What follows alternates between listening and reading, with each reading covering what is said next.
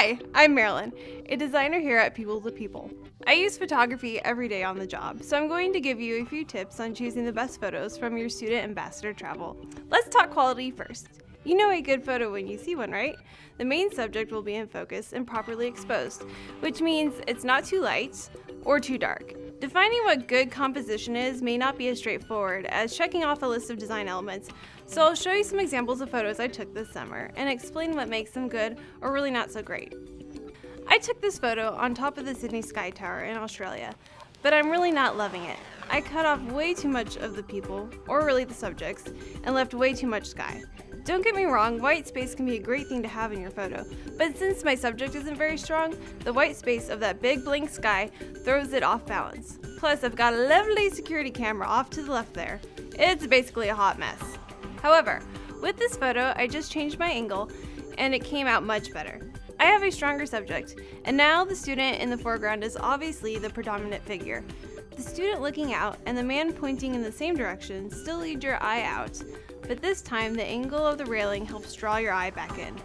Here we have a decent photo. The subject is clear, she's smiling, and we get what she's doing and where she's at because we see the landscape stretched out behind her. I also like that she's not perfectly centered in the picture. It adds a little bit of interest. But then I waited a minute and got this photo from a different perspective. It's better now because you see her in the act of rappelling down the cliff.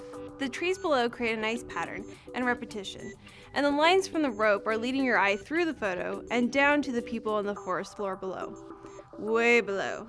And bonus, her red hat against the green trees strikes another balance by using complementary colors. Complementary is designer's talk for opposite sides of the color wheel, and that's always a great trick for creating contrast and visual interest. Next, let's talk about choosing the right content for your photo submissions, which means really deciding what your photos are about.